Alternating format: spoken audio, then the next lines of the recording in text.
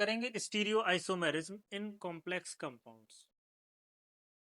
Stereo isomerism in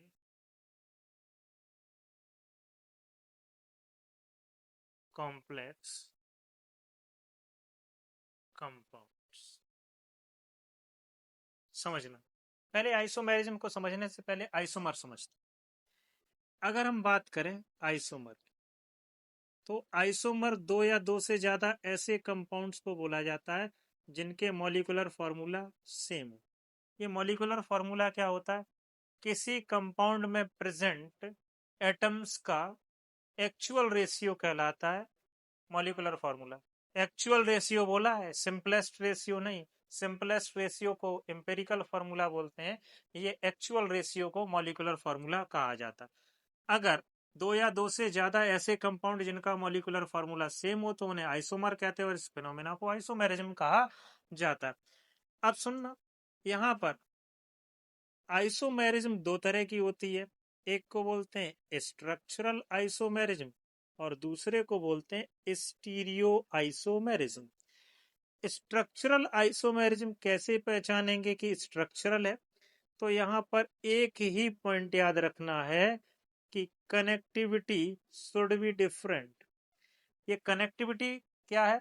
central metal atom और ion के around ligands अगर डिफरेंट लिगेंड्स का अरेंजमेंट डिफरेंट आ रहा है तब बोलोगे कनेक्टिविटी डिफरेंट है। यहां पर क्या होता है? कनेक्टिविटी कैसी रहनी चाहिए? Connectivity same, but arrangement in space different. अब ये कनेक्टिविटी समझाता हूं मैं एक एग्जांपल। मैंने बोला कनेक्टिविटी सेम कि सेंट्रल मेटल एटम और आयन के चारों तरफ लिगेंड्स अगर डिफरेंट जुड़े हुए हैं, लिगेंड्स का जो जुड़ने का तरीका पैटर्न बदल रहा है, ठीक है ना, पहले कंपाउंड में कोई और लिगेंड है, दूसरे कंपाउंड में कोई और लिगेंड है, लेकिन मॉलिक्यूलर फॉर्मूला सेम है, तब उसको बोलेंगे कनेक्टिविटी डिफरेंट। लिगेंड तो वही रह रहे हैं लेकिन उनका अरेंजमेंट बदल रहा है। एक लिगेंड कहीं पर लगा हुआ है पहले केस में और दूसरे में कहीं और लगा हुआ है, तब उसको बोलेंगे कि कनेक्टिविटी तो सेम, अरेंजमेंट डिफरेंट है। कैसे समझते हैं? एक एग्जांपल लिया मैंने, जैसे CO, इसके चारों तरफ मैंने लगा दिए 5 अमोनिया और 1 Br और बाहर काउंटर आयन के रूप में प्रेजेंट है सल्फेट। दूसरे में क्या किया? CONH3 का 5SO4 को अंदर लिया और Br को बना दिया काउंटर आयन। अब यहां पर देखो मॉलिक्यूलर फॉर्मूला दोनों कंपाउंड का सेम, दैट मीन्स ये आइसोमर है। मॉलिक्यूलर फॉर्मूला सेम नहीं हुआ तो आइसोमर होंगे नहीं, तो फिर वहां पर आइसोमेरिज्म की बात भी नहीं होगी।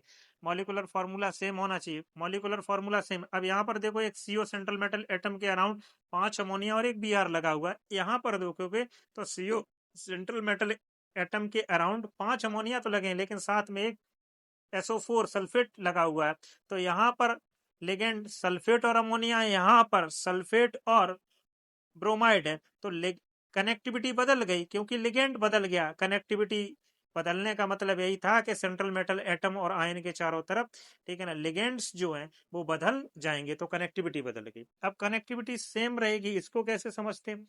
एक कॉम्प्लेक्स लेते हैं PTNH3 का whole twice Cl2।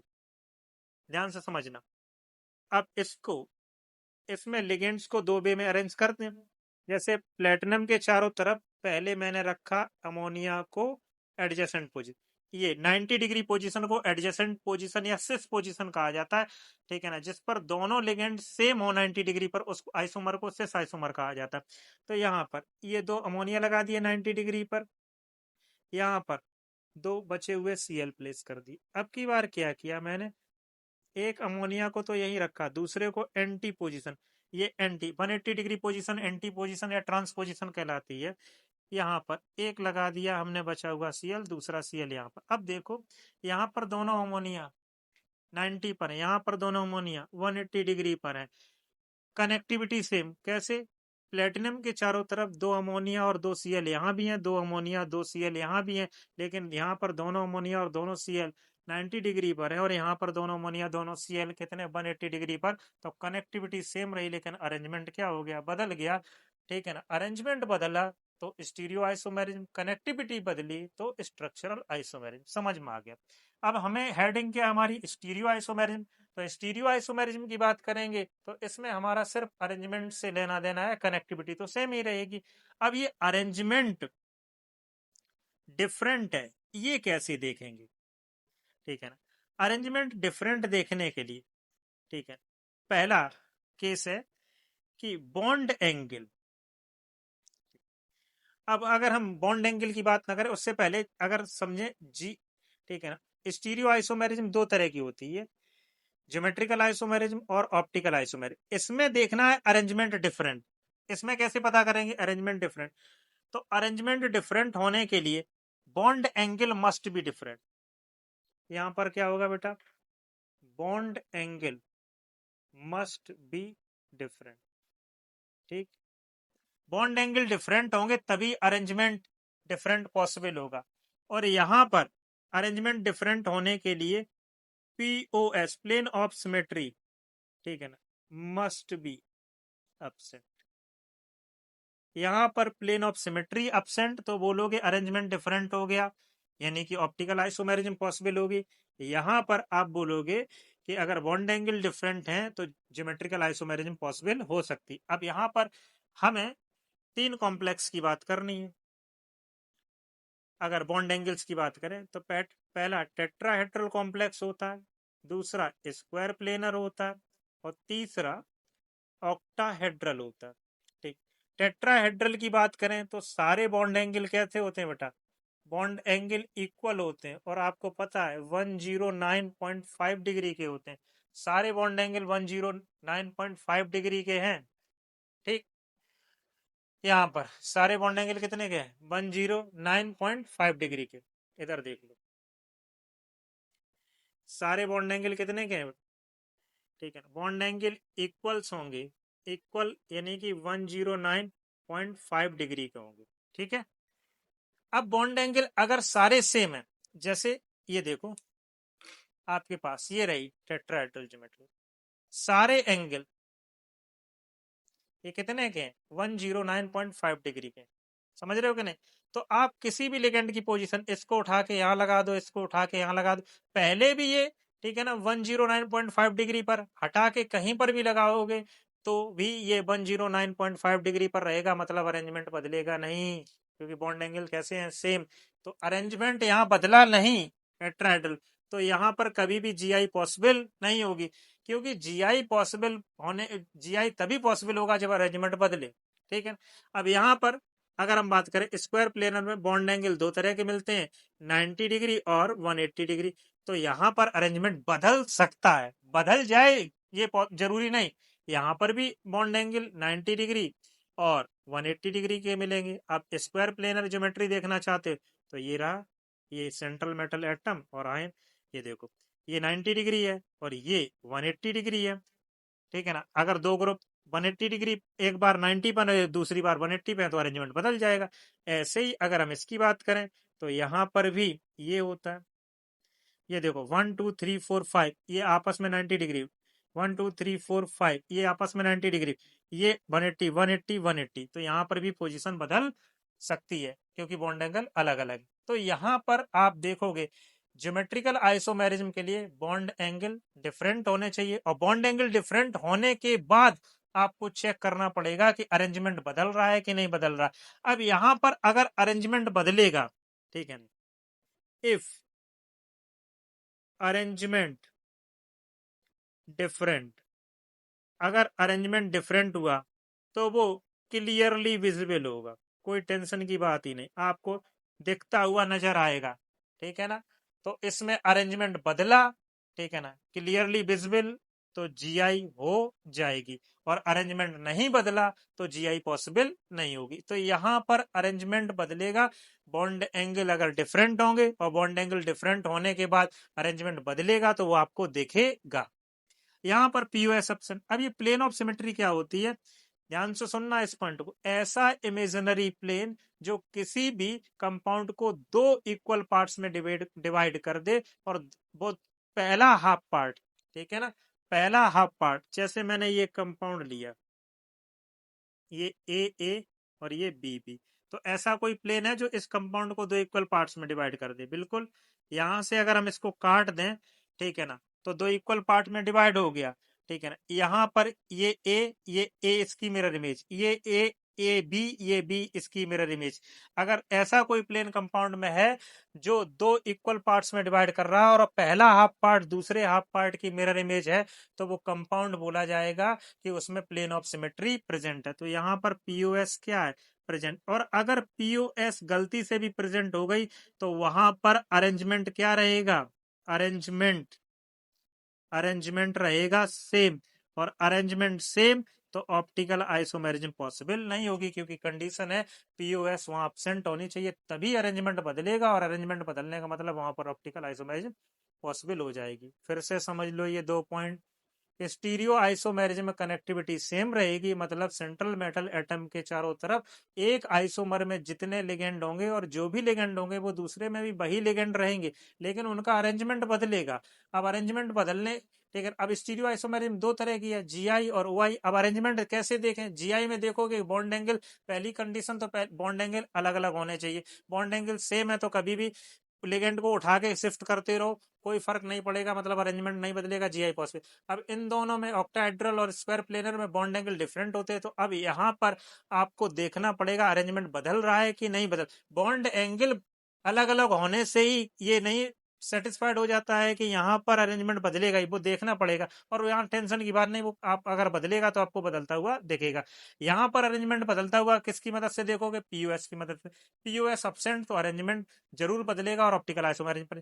POS present तो यहाँ पर अरेंजमेंट क्या रहेगा, सेम रहेगा, और अरेंजमेंट सेम रहेगा तो ऑप्टिकल आइसोमेरिज्म नहीं होगी।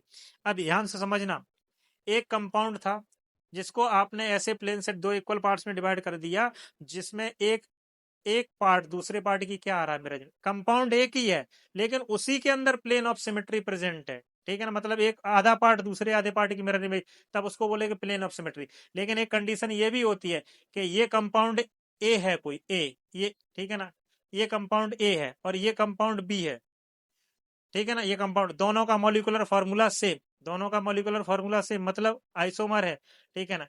और ये पार्ट इस पार्ट की मिरर इमेज है, और ये दोनों एक दूसरे में सुपर इम्पोज नहीं हो रहे, कंपाउंड अलग अलग है, मॉलिक्यूलर फार्मूला सेम है, एक कंपाउंड दूसरे कंपाउंड की मिरर इमेज भी है, लेकिन ये दोनों मिरर इमेज सुपर इम्पोजेबल नहीं हो रही, तो ये दोनों अलग अलग कंपाउंड एक दूसरे के कहलाते हैं एनंसियोमर। क्या बोला, पीओएस का मतलब होता है एक ही कंपाउंड के दो पार्ट आपस में मिरर इमेज, और दो अलग अलग कंपाउंड जिनका मॉलिक्यूलर फार्मूला सेम, वो एक दूसरे की मिरर इमेज तो हैं, लेकिन वो दोनों मिरर इमेज सुपर इम्पोज नहीं हो रही हैं। यहाँ पर मिरर इमेज भी बनेगी और वो दोनों सुपर इम्पोज भी होंगी।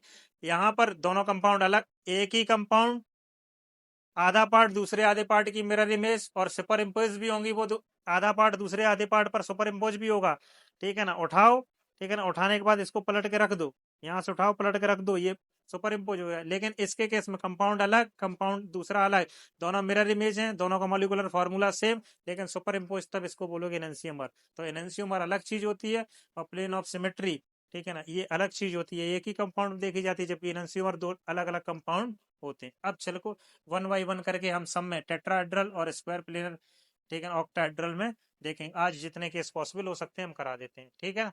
चलिए,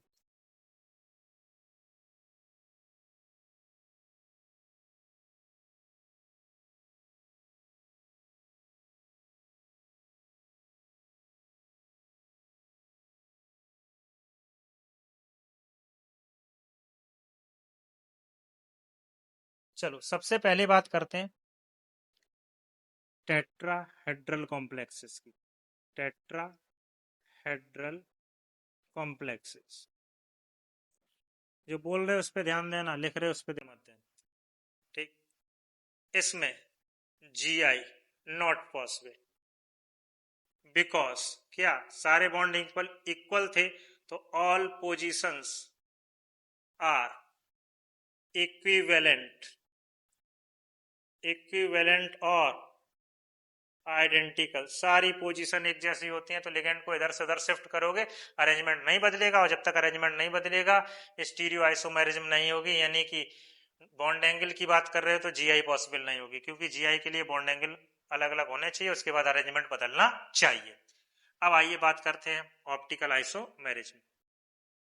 अब केस लेना स्टार्ट करते हैं, समझना, ठीक है ना। पहला केस है ऑप्टिकल आइसोमेरिज्म, इधर से शुरू करते हैं। एम, ये सेंट्रल मेटल एटम है और इसके चारों ओर लगा दिए हमने क्या, चार सेम मोनोडेंटेड लिगेंड। इस पर चार्ज प्लस माइनस कुछ भी हो सकता है, न्यूट्रल भी हो सकता है, कोई जरूरी नहीं है, ठीक है ना, कुछ भी हो सकता है, उस पर ध्यान नहीं देना। अब ये कॉम्प्लेक्स है, ये पहला कॉम्प्लेक्स है, ठीक है ना। तो यहां पर आओ, कुछ बातें हम समझा दे रहे। अगर हम small a B C d ऐसे लिख रहे तो ये सारे क्या है, मोनोडेंटेड लिगेंड। समझ लेना, जो बोल रहे हैं ध्यान समझो, शॉर्ट में लिखेंगे। अगर मैंने ऐसे लिखा ए तो ये बाइडेंटेड लिगेंड है जिसके दोनों डोनर एटम क्या है, सेम, ठीक है ना। तो ये इसको क्या बोलोगे, सिमेट्रिकल बाइडेंटेड लिगेंड। इसका एग्जाम्पल पहला तो ये रहा बेटा, CH2 NH2 CH2 NH2, ठीक है ना। अब देखो यहां से काटोगे, दो इक्वल पार्ट्स में डिवाइड हो गया तो ये कहलाएगा सिमेट्रिकल, और दोनों डोनर एटम सेम, और दो दो डोनर एटम है तो बाइडेंटेड। एक ही है, इसको ध्यान रखना बेटा, CH3 C double bond O CH double bond C O minus CH3। देखो बनाना इसको बहुत आसान, ठीक है ना। ये एसीटोन था, ये CH3CO एसिटाइल ग्रुप था, दोनों को ऐड कर दिया डबल बॉन्ड की मदद से, तो ये एसिटाइल ये एसीटोनेट, तो इसको बोलोगे बेटा एसिटाइल एसीटोनेट, ACAC, इस लिगेंड का शॉर्ट फॉर्म।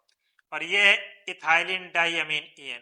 अब ये आपको अनसिमेट्रिकल लग रहा होगा, लेकिन आप जब गौर से देखेंगे तो ये नेगेटिव चार्ज कॉन्जुगेशन में, तो ये इधर शिफ्ट होगा, ये इधर शिफ्ट होगा, और ये इधर शिफ्ट होगा, तो डबल बॉन्ड यहां पर कभी यहां पर कभी यहां पर पार्शियल डबल बॉन्ड करेक्टर आ जाएगा इतने रीजन में, और दोनों तरफ ये ग्रुप सेम है ही, तो ये कैसा बन जाएगा, सिमेट्रिकल बन जाएगा ड्यू टू रिजोनेंस। इसको बोलते हैं ACAC, एसिटाइल एसीटोनेट, इसको बोलते हैं इथाइलिन डाइमीन। अब इसी का एक भाई और है, जैसे मान लो पहले हम इसको समझाते हैं। यहां पर मैंने लिखा AB या मैंने लिखा CD, तो ये अनसिमेट्रिकल बाइडेंटेड लिगेंड है, मतलब इनमें डोनर एटम क्या होंगे, अलग अलग होंगे, तो इनको बोलेंगे बेटा अनसिमेट्रिकल बाइडेंटेड लिगेंड। फिर से मैं बोल रहा हूं, लिखने मत जाना, गौर से सुनना, ठीक है ना, क्योंकि जगह कम है, लिखनी एक ही बार में सारी चीजें। अब यहां पर देखो बेटा, अगर मैंने लिखा NH2 CH2 COO माइनस, यहां देखो, अब इस लिगेंड को आप कहीं से भी दो इक्वल पार्ट में डिवाइड नहीं कर सकते, लेकिन एक डोनर एटम नाइट्रोजन, दूसरा ऑक्सीजन, तो ये है अनसिमेट्रिकल।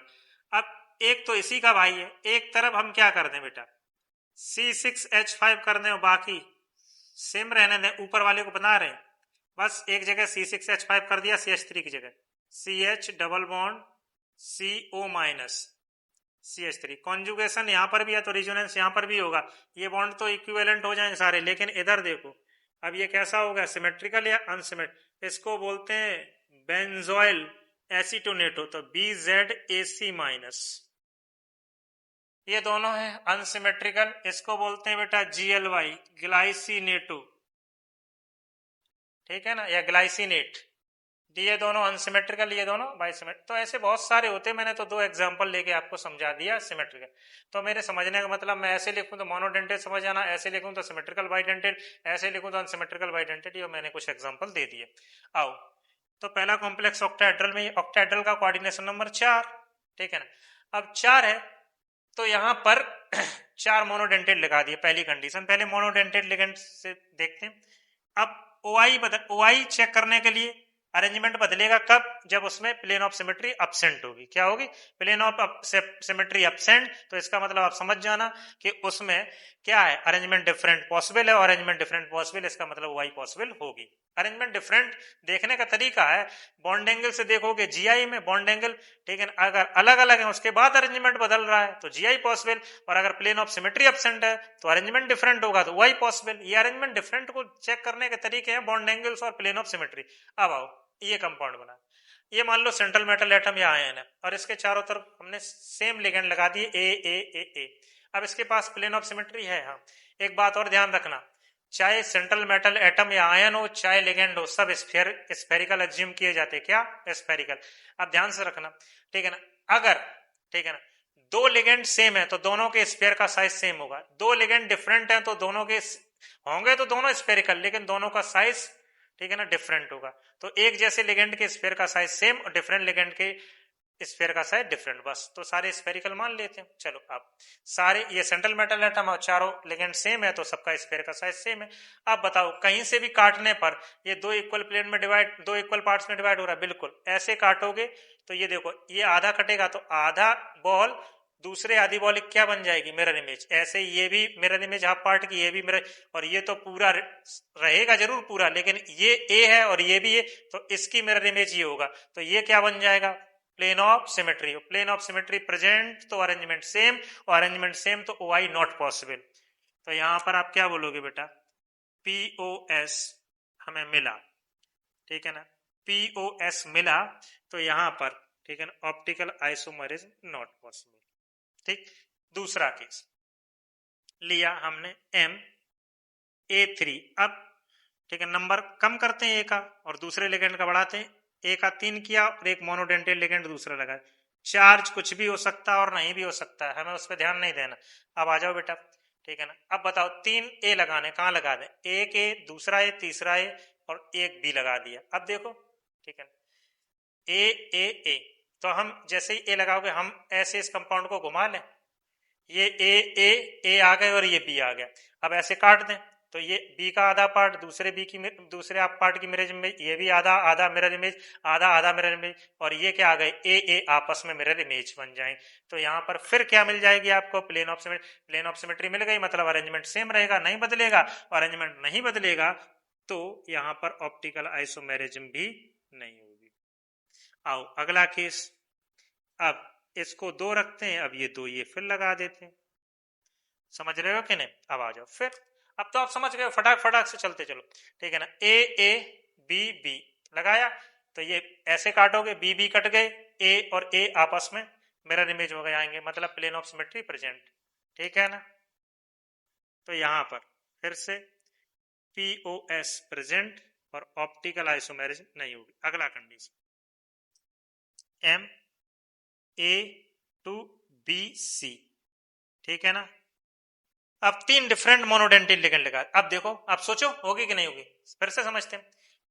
हमें प्लेन ऑफ सिमेट्री किसी भी एक जगह से मिलनी चाहिए, जरूर नहीं सब जगह से। अगर एक भी जगह से प्लेन ऑफ सिमेट्री मिल गई तो अरेंजमेंट सेम हो जाएगा और कंपाउंड ऑप्टिकल आइसोमेरिज्म शो नहीं करेगा। जरूर नहीं सब जगह से प्लेन ऑफ सिमेट्री में, एक जगह से मिल जाए बस, बात खत्म, ठीक है ना। तो हमें एक ही जगह से कहीं से मिल जाए बस, वही चेक करना है। अब देखो यहां पर ये है ए और ये है बी और ये सी, काटोगे बी आधे बी की मिरर इमेज, ये सी आधे बी सी की मिरर, और ये ए का मिरर इमेज, फिर से क्या हो गया बेटा? ठीक है ना, यहाँ पर प्लेन ऑफ सिमेट्री क्या हो जाएगी? प्रेजेंट, तो ऑप्टिकल आइसोमेरिज्म नहीं होगी, ठीक है ना। अगला केस क्या हो सकता है बेटा? ठीक है ना, MABCD, ठीक है। चलो अब खुद सोच के बता दो, अब की बार प्लेन ऑफ सिमेट्री होगी या नहीं होगी? ठीक है ना, देखो ध्यान से, ABCD, मानो को इनको काट भी दोगे तो ये आधा पार्ट दूसरे आधे पार्ट एक मिरर इमेज बन जाएगा, लेकिन अब की बार यहाँ C है और यहाँ D है जो आपस में मिरर इमेज नहीं होंगे, मतलब अब की बार हमको प्लेन ऑफ सिमेट्री नहीं मिलने वाली। और प्लेन ऑफ सिमेट्री नहीं मिलेगी तो हम क्या समझ जाएंगे कि वहां पर अरेंजमेंट डिफरेंट हो रहा है, और अरेंजमेंट डिफरेंट हो रहा है तो इसका मतलब ऑप्टिकल आइसोमेरिज्म प्रेजेंट हो। ये थे सारे मोनोडेंटेड लिगेंड के। अब हम बात करते हैं बाइडेंटेड लिगेंड के साथ, ठीक है ना, टेट्राहेड्रल कॉम्प्लेक्सेस ही। चलिए फिर से ऑप्टिकल अब बाइडेंटेल।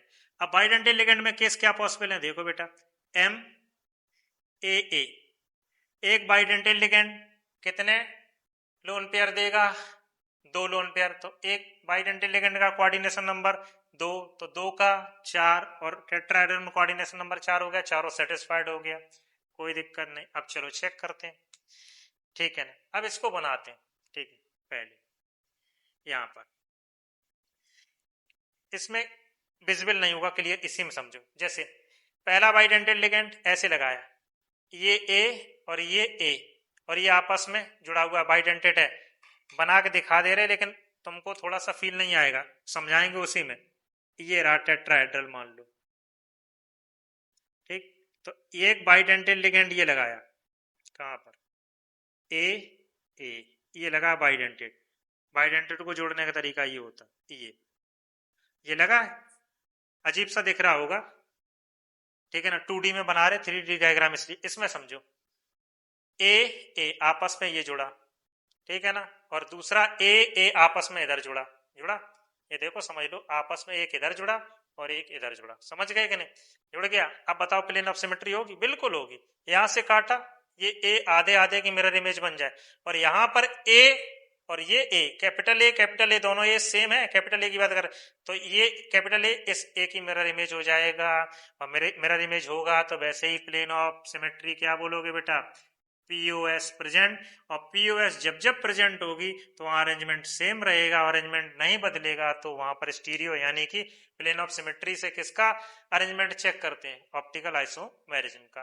तो यहाँ पर ऑप्टिकल आइसोमेरिज्म नहीं होगी। अब अगला केस, सारे बनाते चलो, अब तुम समझ जाओगे ट्रेंड। अब हमने क्या किया, एक सिमेट्रिकल बाइडेंटेल लगाया, मतलब कितना कोऑर्डिनेशन नंबर फिलफिल हो गया, 2, कितना बचा, 2, ये लो, 2 मोनोडेंटेल लगा दिए, कोई दिक्कत नहीं। चलिए अब इसमें समझो, फिर समझ गए, ए कैपिटल ए स्मॉल ए काटा, ठीक है ना, ये स्मॉल ए की मिरर, जो कटने वाला है वो तो आपस में आधा पार्ट दूसरे आधे पार्ट की ऑटोमेटिक मिरर इमेज हो जाए, जो नहीं कट रहे उनको देखो ना, ये small A capital A cut गए, ये तो आपस में मिरर इमेज हो जाए, ये स्मॉल ए की मिरर इमेज हो जाएगा, बात खत्म, प्लेन ऑफ सिमेट्री फिर आ गई, ठीक है, प्लेन ऑफ सिमेट्री फिर आ गई, और प्लेन ऑफ सिमेट्री आ गई तो ऑप्टिकल आइसोमेरिज्म नहीं होगी। तीसरा केस अब क्या कर सकते हैं, अब ये कर सकते हैं, ठीक है ना, अब की बार 2 डिफरेंट मोनोडेंटेड लिगेंड लगा दें। आओ फिर चेक करते हैं, फिर से चेक करना बेटा, ठीक है ना। अब क्या करते हैं, अब की बार किसी एक जगह से प्लेन ऑफ सिमेट्री मिल जाए बस, फिर तो अरेंजमेंट सेम ही रहेगा, फिर बदलेगा नहीं, फिर ऑप्टिकल आइसोमेरिज्म नहीं होगी, कि एक जगह से। अब मान लो हम क्या करते हैं, ठीक है ना, मान लो आपने कैपिटल ए यहां लगाया, स्मॉल बी यहां लगाया, तो अब इसको हम थोड़ा सा घुमा दे रहे, देखो ये, ठीक है ना, ठीक, इसको घुमा दें, ये स्मॉल बी लगा था, इसको ऐसे कर देते, कर दिया, ठीक है बेटा, काटो, काटा, ये तो कट गया, आधे पार्ट दूसरे मेरे, और यहाँ कैपिटल ए था, समझ रहे, कटने वाले तो मेरे इमेज ऑटोमेटिक बन जाए, और जो बचे उनको देखो, अगर वो सेम है तो प्लेन ऑफ सिमेट्री प्रेजेंट। तो यहाँ पर भी प्लेन ऑफ सिमेट्री क्या होगी बेटा, present, plane of symmetry present, तो अरेंजमेंट नहीं बदलेगा, तो ऑप्टिकल आइसोमेरिज्म नहीं। बॉन्ड एंगल से अरेंजमेंट चेक करते हैं, बदलेगा कि नहीं बदलेगा, जीआई का और प्लेन ऑफ सिमेट्री से अरेंजमेंट बदलेगा कि नहीं बदलेगा, चेक करते हैं ऑप्टिकल आइसोमेरिज्म का। ये बात दिमाग में फिट कर लो अपने, ठीक है। अब अगला केस क्या हो सकता, और कोई केस तो है नहीं। अब लेते हैं अनसिमेट्रिकल बाइडेंटेड लिगेंड, ये लो, देखो, अब यहां पर शुरू करते हैं कहानी, ठीक। अब इसमें देखो फिर से, यहां पर ये देखो बेटा, ये कैपिटल ए है, ये कैपिटल बी है, और ये कैपिटल ए, ये कैपिटल बी। अब काटो, यहां से काटोगे बेटा, काटा, तो यहाँ ये तो हाफ पार्ट मिरर इमेज, लेकिन ए के सामने क्या आ रहा है, बी, समझ रहे हो। अब आपके पास कोई ऐसा तरीका नहीं है, ठीक है ना, जहां से क्या कर सको, मान लो आप, ठीक है ना, ध्यान से, जैसे मान लो यहाँ कैपिटल ए, ये कैपिटल बी है, ये कैपिटल ए, ये कैपिटल बी है, ठीक, कोई तरीका है जो इसको काट सको, देख लो ध्यान से, फिर से बोल रहे हैं, capital A capital B, capital A capital B, तरीका है कि नहीं है, तरीका देखो, यहाँ कैपिटल बी और यहाँ कैपिटल बी आ रहा, अरे फिर से समझो, capital A capital B, capital A capital B, ये कैपिटल बी और ये कैपिटल बी है, ठीक है ना, इनको उठा के ऐसे काट दो और ये ए और ए मिरर इमेज बन जाएगा। तो यहां पर भी बेटा क्या होगा, प्लेन ऑफ सिमेट्री, ठीक, प्रेजेंट, तो ऑप्टिकल आइसोमेरिज्म नहीं होगी। ठीक, अगला एम ए बी और ए टू। अब तो ऑटोमेटिक, जब इस पे नहीं हो रही तो इस पे कहां से हो जाएगी, ए बी के अलोंग काट देंगे और ए की मिरर इमेज हो जाएगा। तो प्लेन ऑफ सिमेट्री, यहां पर भी present, optical isomerism not possible. अगला case M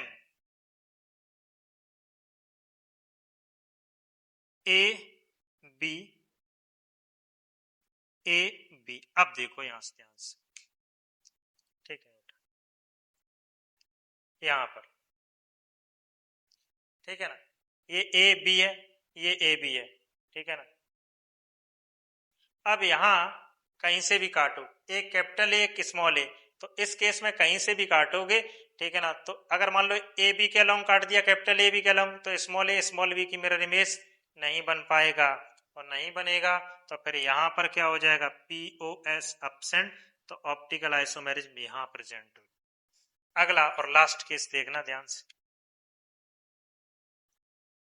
M A B C D. ध्यान सुन, अब इसमें क्या, फिर वही ऊपर जैसा केस, किसी एक के अलोंग काटोगे, एक काटोगे और दूसरा सी और डी आपस में मिरर इमेज नहीं, तो पी ओ एस यहां भी एब्सेंट, और ऑप्टिकल आइसोमेरिज्म यहां पर क्या होगी बेटा, प्रेजेंट हो जाएगी। और जहां जहां ऑप्टिकल आइसोमेरिज्म प्रेजेंट है वो कंपाउंड, ठीक है ना, दो फॉर्म में एग्जिस्ट करता है, डी एंड एल, और सेम कंपाउंड की डी और एल फॉर्म ये कहलाती है एनेंसियोमर्स या एनेंसियोमेरिक पेयर। दो है ना, तो एनेंसियोमेरिक पेयर या एनेंसियोमर या एनेंसियोमॉर्फ्स, कुछ भी बोल सकते हो, एनेंसियोमर। अब ये डेक्स्ट्रो और लीबो है, डी और एल, ये मतलब ऑप्टिकल एक्टिव वो कंपाउंड होते हैं जो प्लेन पोलराइज्ड लाइट के प्लेन को थोड़ा सा रोटेट करते हैं। अगर राइट साइड में रोटेट करेंगे तो उसको बोलेंगे डेक्स्ट्रो, और लेफ्ट साइड में रोटेट करेंगे तो उसको बोलेंगे लीबो, ठीक है ना। तो ऐसे ऑप्टिकल आइसोमेरिज्म, हमने बोला था आइसोमर कभी अकेला नहीं होता, तो जब भी आइसोमेरिज्म पॉसिबल होगी मिनिमम दो कंपाउंड तो बनेंगे, और डी और L form of same compound is called enantiomer. हमने बोला तो था ये सेम कंपाउंड की फॉर्म होंगी, लेकिन मिरर इमेज भी होंगी, लेकिन एक दूसरे पर सुपर इम्पोज नहीं होगी। अब बताओ इतने में कोई दिक्कत? ये जो कॉम्प्लेक्स मैंने बनाए हैं इनमें से एक कॉम्प्लेक्स गलत है, और ये गलती तुम भी करोगे देखते समय, ठीक है ना, और उस कॉम्प्लेक्स को ही ध्यान से समझना है। कैसे समझेंगे, फिर आओ इसकी हेल्प लेते। वो कॉम्प्लेक्स है ये, ठीक है, इसमें मैंने अभी बोला था कि इसमें प्लेन ऑफ सिमेट्री क्या होगी, होगी, और ये ऑप्टिकल कैसा होगा, इनएक्टिव। वो कैसे, ध्यान से समझ, जैसे यहां ए यहां बी, यहां ए यहां बी, मैंने कहा ये बी और ये बी, इस प्लेन से ऐसे काटा, काटने के बाद ये इसके बीचों बीच से जाएगा, तो ये आधे पार्ट मिरर इमेज, और ये ए और ए इसकी मिरर इमेज। तो आपको ऐसा लगा कि इसमें प्लेन ऑफ सिमेट्री है और ये ऑप्टिकल इनएक्टिव है, लेकिन एक्चुअल केस कुछ और है, ध्यान से समझना। आप यहां पर इसी को समझ लो, इसी में गड़बड़ी होगी, और यही आता भी एग्जाम। कैसे समझेंगे, अब एक्चुअल, यहां पर अनसिमेट्रिकल बाइडेंटल लिगेंड है, जिसमें जैसे मान लो ये ग्लाइसिनेट, इसका एग्जांपल ले लेते हैं, यहां NH2 है, यहां CH2 है, यहां NH2 है, फिर से समझना, NH2 CH2 CO minus, NH2 CH2 CO minus, दूसरा NH2 CH2 COO माइनस। अब मैं इस CH इस, ठीक है ना, यहां पर है CO माइनस CO माइनस, इस CO माइनस CO माइनस वाले प्लेन से काट दे रहा हूं, काटा, ठीक है ना, तो ये NH2 और NH2 आपको ऐसा लग रहा है कि ये एक दूसरे के मिरर इमेज, लेकिन आप भूल गए कि इस NH2 और CO माइनस के बीच में यहां CH2 है, इस NH2 और CO माइनस के बीच में यहां CH2 है।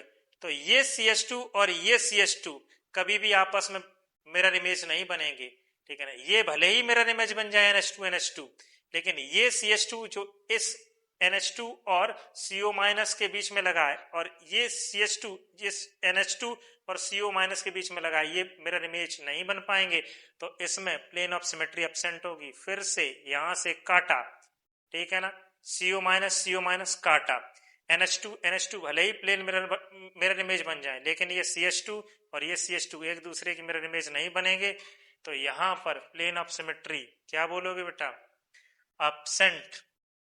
और प्लेन ऑफ सिमेट्री एब्सेंट तो अरेंजमेंट डिफरेंट, तो ऑप्टिकल आइसोमेरिज्म प्रेजेंट। और ये, ठीक है ना, ये दो डिफरेंट कंपाउंड की फॉर्म में एग्जिस्ट करेगा, D एंड L, जिन्हें क्या बोलोगे? एनेंसियोमर्स या एनेंसियोमॉर्फ्स या एनेंसियोमेरिक पेयर। अब इसका एग्जाम्पल है, वो ध्यान से सुनना, ZnGly का होल ट्वाइस, पहला। दूसरा BeGly, ये बेरिलियम है, का होल ट्वाइस। तीसरा BeVZ, ये वाला अनसिमेट्रिकल, AC का होल ट्वाइस। ठीक, अब कंफ्यूजन कहां आएगा? फिर क्वेश्चन गलत करोगे। ये तीनों कॉम्प्लेक्स तो कैसे हैं? ये तीनों कॉम्प्लेक्स टेट्राहेड्रल है। ठीक, अगली बात, ठीक है, दो कॉम्प्लेक्स इसी से मिलते जुलते, एक है NiGly का होल ट्वाइस और दूसरा है PtGly का होल ट्वाइस। ये दोनों कॉम्प्लेक्स कैसे होते हैं बेटा? Square planar. हाइब्रिडाइजेशन में आपने पढ़ा होगा, अगर पढ़ चुके हो, नहीं पढ़े हो तो हम पढ़ाएंगे तब समझ में आ जाएगा, ठीक है ना। ये दोनों स्क्वायर प्लेनर, और आपको पता है स्क्वायर प्लेनर में हमेशा प्लेन ऑफ सिमेट्री प्रेजेंट होती है और हमेशा प्रेजेंट होगी, तो वहां पर कभी भी अरेंजमेंट डिफरेंट होने वाला नहीं है। मतलब ये कंपाउंड, ये दोनों के दोनों, इनमें ऑप्टिकल आइसोमेरिज्म नहीं होगी। ठीक, अब मैंने कॉम्प्लेक्स तो बहुत सारे बना दिए यहां टेट्राहेड्रल, इतने आपको किसी बुक में नहीं मिलेंगे। समस्या ये है, वहां पर कुछ लोग ये बोलेंगे कि इतने कॉम्प्लेक्स टेट्राहेड्रल में ये बाइडेंटेड वाले पॉसिबल ही नहीं। क्यों? क्योंकि अगर आपको टेट्राहेड्रल ज्योमेट्री बनानी है तो मेटल के चारों ओर ये बॉन्ड एंगल कितने रखने हैं? सारे के सारे 109.5 डिग्री रखने हैं। जबकि ये अनसिमेट्रिकल बाइडेंटेड लिगेंड, इसको बोलते हैं रिक्वायर्ड एंगल। क्या बोलोगे? Required angle. मतलब अगर टेट्राहेड्रल ज्योमेट्री मेंटेन रखनी है और फिर लिगेंड को जुड़ना है तो ये बॉन्ड एंगल 109.5 डिग्री होना चाहिए बाइडेंटेड के केस में। मोनोडेंटेड तो कोई दिक्कत ही नहीं, अकेला यहां जुड़ जाएगा, अकेला यहां, अकेला यहां, अकेला। बाइडेंटेड केस में समझो, अब बाइडेंटेड जुड़ने आ रहा है तो वो रिंग बनाएगा। मान लो बाइडेंटेड यहां और यहां जुड़ गया तो आपस में भी वो अटैच होगा, तो ये रिंग बन जाएगी। यहां जुड़ेगा तो यहां, और इस इन दोनों फ्री बैलेंसी के बीच में जुड़ेगा तो यहां एक रिंग बन जाएगी, ये तो वहां रिंग का फॉर्मेशन होता है। जब रिंग का फॉर्मेशन होता है तो ध्यान से सुनना, ये GLY ऑक्सलेट टाइप के ये जो लिगेंड होते हैं बाइडेंटेड, ये सिमेट्रिकल है, ये अनसिमेट्रिकल है, ठीक है। इस तरह के लिगेंड होते हैं, तो इनका जो एंगल होता है, इनका बाइट एंगल बोला जाता है, वो 80 to 90 डिग्री सेल्सियस, 90 डिग्री होता है, सॉरी 80 to 90 डिग्री होता है। ये बाइट एंगल क्या होता है? ठीक है ना, बाइट एंगल होता है जैसे अगर हम बात करें इस CH2 NH2 और COO माइनस, तो इन दोनों के बीच में ये झुकाव है, ये 80 to 90 डिग्री का होता है। इसको बोलते हैं बेटा वाइट एंगल, सुनने पे जाना, वाइट एंगल, तो ये जुड़ेगा कितने पर, 80 to 90, और एंगल कितना चाहिए रिक्वायर्ड एंगल 109.5 डिग्री। तो जब जुड़ेगा तो इन दोनों बॉन्ड्स को क्या करेगा, पास लाएगा, 109.5 डिग्री को ये 80 to 90 के बीच में लाना चाहेगा, तो ये इस रिंग में आ जाएगा रिंग एंगल स्ट्रेन, खिंचाव या तनाव। इसकी वजह से ये कंपाउंड, ठीक है ना, स्टेबल नहीं होंगे। तो बुक्स बोलती है तो ऐसे कंपाउंड एग्जिस्ट नहीं करते हैं, अनस्टेबल होते हैं, एग्जिस्ट नहीं करते हैं, ठीक है ना। हमने कॉन्सेप्ट बता दिया कि एग्जिस्ट नहीं करेंगे, अनस्टेबल होंगे, ठीक है ना। इतनी बात समझ में आ गई।